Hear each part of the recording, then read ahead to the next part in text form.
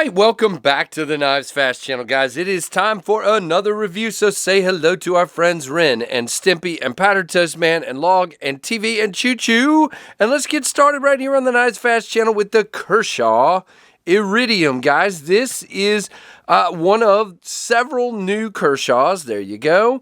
The number, wow, there you go, focus. Come on, you got this. Or not.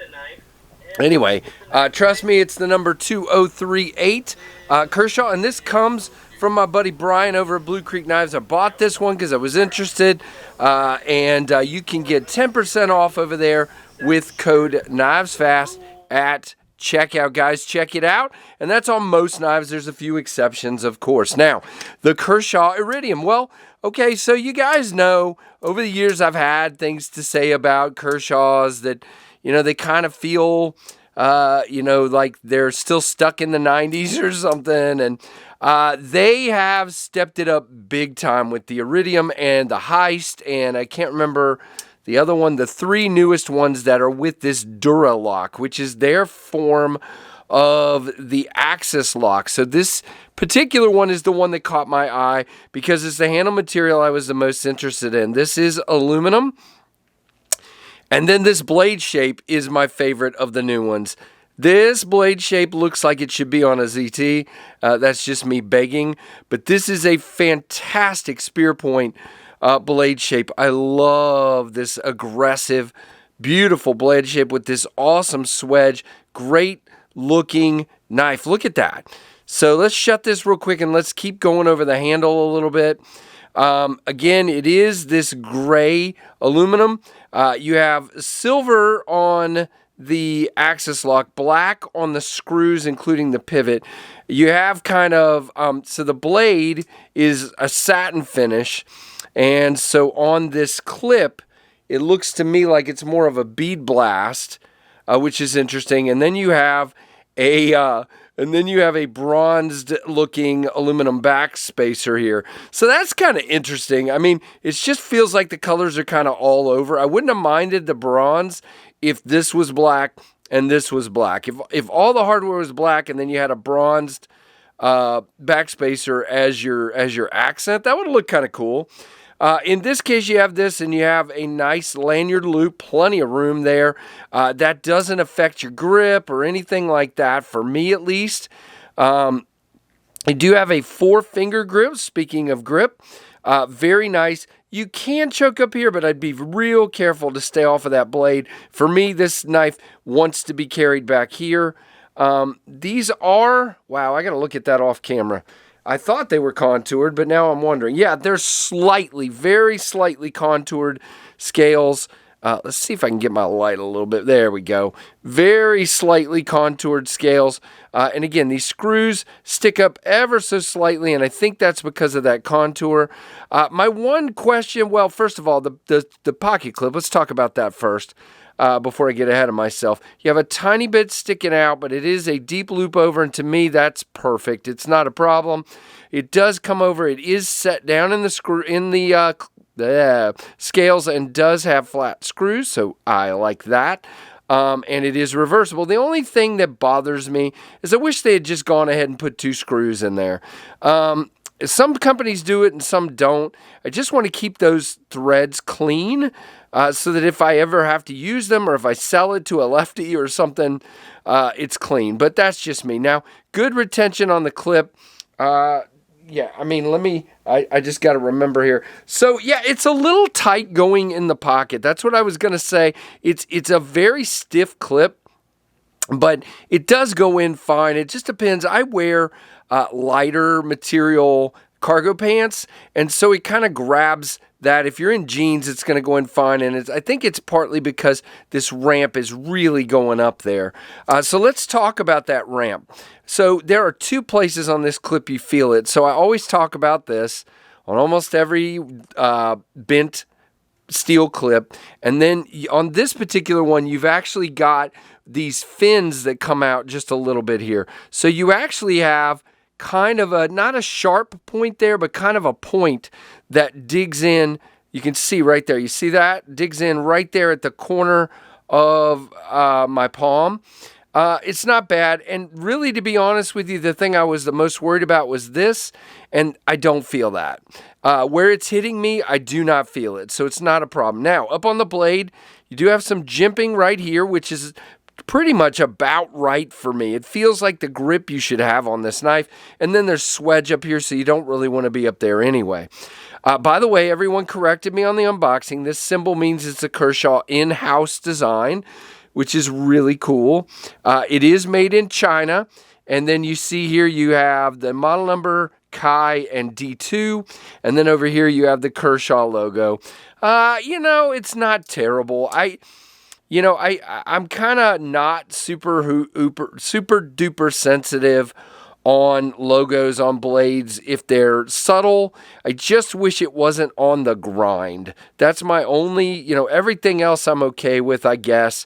Again, I wish the grind was clean. I wish they were somewhere else. It's not that much at all. Now, let's talk about where this guy absolutely shines. It is running on bearings. I haven't even paid attention. No, there's no weight relief milling in there, but it doesn't need it because of the aluminum. The action on this thing is absolutely lights out. When it first got here, it was a little stiff. You can still see it kind of tries to stop like that. But, most of the time the action is really good. It's me timing it, my release of the spring, really, that is really the issue there, but it is smooth. And when it first got here, it was a little stiff. It is not. Get a great purchase on that thumb stud, and I can middle finger flick it with the thumb stud. Yeah, I mean, thumb studs feel good to me. No problem. Decent. It's not a D10, it's spring tension, but it's decent because you get a good pop off of that. Really, really nice. All right, let's talk about specs and other things. Now, I did buy this from Blue Creek, so I'm going to talk about it from Blue Creek, but it is currently out of stock. These were selling for $64.99 at Blue Creek with my 10% off for code KnivesFAST. It's even less than that. Now, the blade length is 3.4, so just under 3.5. It is D2. We'll talk about that in a minute. The coating is a stonewash finish with satin grinds. No, I don't. Okay, stonewash right here on the flats, and then the grinds both on the swedge and the blade are satin. So I see that, and I like the angle of the grind. It's one thing that's really impressive about this knife. The angle of the grind gives it this really unique look, in my opinion. Closing length 4.5, blade thickness 10.7 inch. 0.107. Or 2.7 millimeter stock. That is thin and very good. Again, T6 aluminum, and it is gray anodized, actually. And it is only 3.3 ounces for a 3.4 inch blade. I am happy with that. By the way, nice lockup. There is a tiny bit of up and down blade play. I think that's a function of a lot of companies with their access lock. It's not going anywhere, but it's there. I mean, it really is there, and I wanted to make sure I pointed that out. Now, of course, our comparisons are the Ontario Rat 1 and the Ontario Rat 2. The Rat 1 is a little bigger in the handle and the blade, and the Rat 2 is a little smaller and a lot smaller in the handle here, but you see that really well there. All right, and then let's do a little bit of cardboard cutting, of course. I mean, it's me, I have to, but this is, I've said from the moment I got this, one of the best cutting Kershaws I've ever experienced.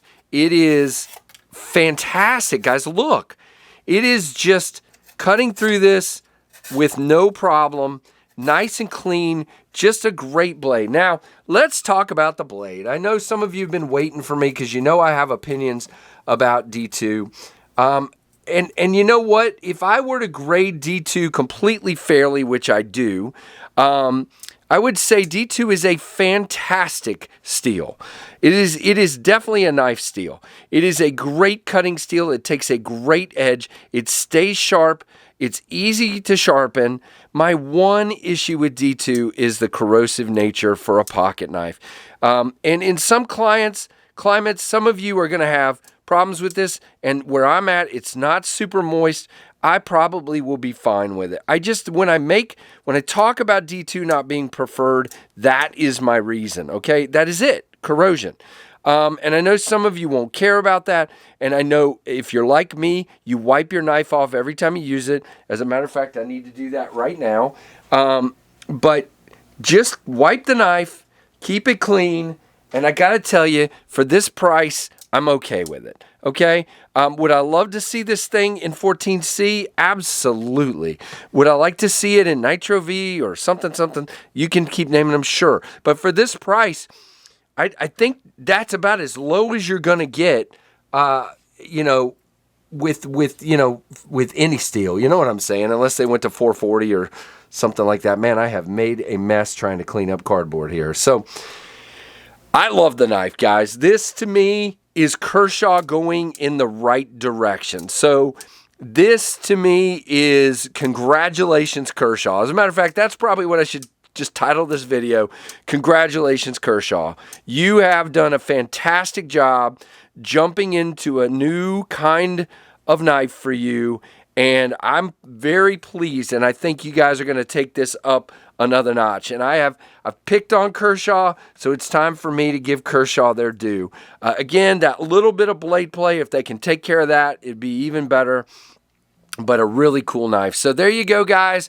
Give me a thumbs up. Give me a comment down below. Thank you so much for all your support. Let me know what you think of this knife, and thanks for watching the Knives Fast channel.